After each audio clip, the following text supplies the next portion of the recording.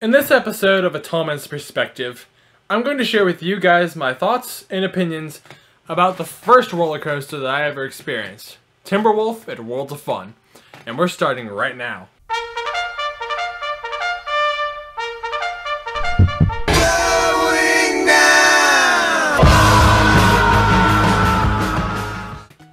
Howdy everyone, my name is David from the Coaster Scouts, and welcome to another episode of A Tall Man's Perspective, where I share my thoughts and opinions about roller coasters across the United States and the world. In today's episode of A Tall Man's Perspective, I'd like to talk about the roller coaster that started it all, Timberwolf at Worlds of Fun. While Timberwolf is not the tallest roller coaster at Worlds of Fun, it's not the fastest roller coaster at Worlds of Fun, and it's not the best roller coaster at Worlds of Fun, this roller coaster has a lot of sentimental value to me, because riding this roller coaster was a rite of passage. It helped me break through my bonds of fear, and really helped me become the man that I am today. Without riding Timberwolf, I would have not developed my love for being a roller coaster enthusiast, and overall, without riding Timberwolf, I would have not given myself the courage to develop a YouTube channel like the Coaster Scouts. That being said, while I have a lot of sentimental value for Timberwolf, I have to look at this roller coaster objectively for Tall Man's Perspective series. And while looking at this roller coaster objectively, there are some things I like about Timberwolf, and there are some things that I don't like about Timberwolf. I'd like to start with the things that I like about Timberwolf. The things that I like about Timberwolf are fairly small, minute, and really there's some things that you'll have to really think about and really look at to really enjoy. One of the things that I like about Timberwolf is that it crosses through its structure at least 2 or 3 times throughout the ride course. And of course, when you're going through these crossover elements, you're also going to be going through a lot of hand chopping elements. So in that way, whenever you're having a coaster that crosses underneath the structure, I always have to have my hands go this way, so that way my hands don't get automatically sliced off, as well as my mind would think that way. At the same time, Timberwolf also has some floater airtime moments here and there. I'd say the most notable place you're going to see and feel floater airtime is when you're going to be going through those hills throughout the ride course. More specifically, the first drop you'll have some floater airtime. And there's also one point of the ride where you're going to be going up, and then there's like this little hill there. There's also a point in the ride where you have turns, you're going to have a little bit of straight, and then it goes up and down. That's where you're going to have a little bit of airtime there. And really, I'm supposed to say throughout the ride course, the airtime is not going to be too extreme. So it's going to be mild airtime at best. And at the same time, the roller coaster itself is also fairly mild, which is okay for me.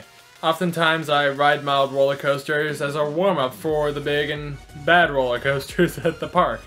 And really, I'd probably say if I'm going to give Timberwolf this distinction, yeah, it's a good warm-up roller coaster. And it's also a good roller coaster to get people started into roller coasters. I mean, if you want something that at least challenges people to ride roller coasters, at least introduce them to what roller coasters are like, how they feel, I'd say Timberwolf is an excellent pick for a first roller coaster in any way, shape, or form. Now, while I do have some things that I like about the roller coaster, there's also some things that I don't like about this roller coaster.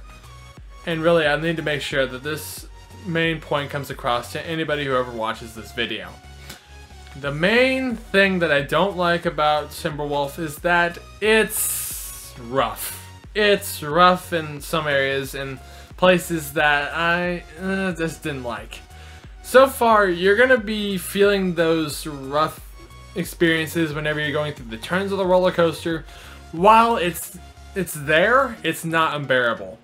I'd say that's the one thing I like to say about the roughness, is that while it is rough, it's not unbearable.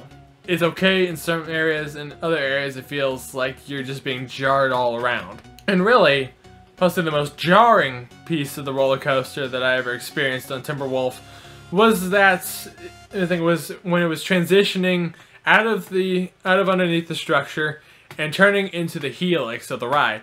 That part of the ride was really head jarring. And thankfully enough, you will never have to experience that, because thanks to the improvements of GCI, they took out the helix and they're bringing in a bank turn. Now, I haven't ridden the roller coaster with the new bank turn in place, but from what I can see and what I know about GCI at the start, is that new section is going to be a lot smoother than what the rest of the ride's going to be. And really, I'm probably going to say this probably be a little bit better for the roller coaster in general.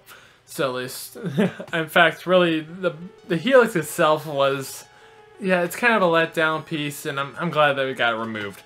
But anyway, I think that's really the main thing I don't like about the roller coaster. I think it's just being a bit rough, a little bit shaky, but overall, this roller coaster is a good one to start off with. It's a good warm-up roller coaster. It's a good one to start your time on roller coasters, get to know them, get to understand them, and enjoy them for what they are.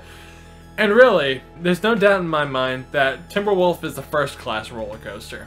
I'd say it's a first-class roller coaster because it's good. It's good at being a roller coaster. It's good for starting things off. It's a good warm-up for bigger roller coasters at Worlds of Fun. Those are my thoughts and opinions about Timberwolf at Worlds of Fun, but I'd like to pass that on to you. What are your thoughts about Timberwolf? What are your experiences on it? Do you like it? Do you hate it? Do you think it's just indifferent? Or do you have the same viewpoint as I do? Regardless, if you have any viewpoint about Timberwolf at Worlds of Fun, please leave it in the comments below. I'd be very interested to see what you guys' thoughts are about Timberwolf, how it is now, how it was before, or how that new turnaround is doing. I'd be very interested to hear about what that thing's going through.